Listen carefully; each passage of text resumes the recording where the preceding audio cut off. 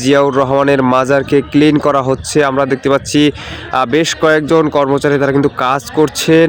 আমরা ক্লিনের কাজ কিন্তু করছেন, আমরা সেটি আপনাদেরকে একটু দেখানোর চেষ্টা করছি। দীর্ঘ 17 বছর পরে বিএনপির ভারপ্রাপ্ত চেয়ারম্যান তারেক রহমান দেশে ফিরেছেন এবং আজ শহীদ রাষ্ট্রপতি জিয়াউর রহমানের মাজারে শ্রদ্ধা নিবেদন করতে আসবেন।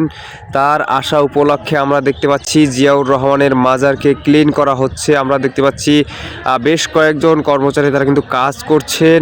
আমরা ক্লিনের কাজ কিন্তু করছেন, আমরা সেটি আপনাদেরকে একটু দেখানোর চেষ্টা করছি।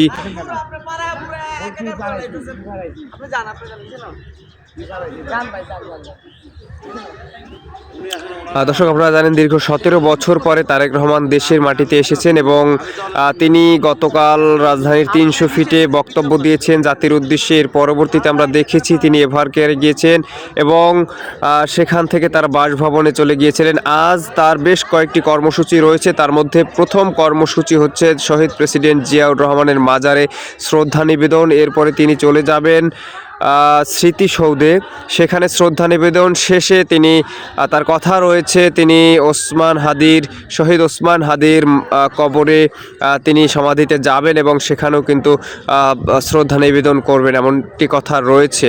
দর্শক, আমরা এই মুহূর্তে রয়েছি এবং আপনাদেরকে দেখানোর চেষ্টা করছি তারেক রহমানের আগমন উপলক্ষে শহীদ প্রেসিডেন্ট জিয়াউর রহমানের মাজার ক্লিন করা হচ্ছে এবং প্রস্তুতি নেওয়া হচ্ছে।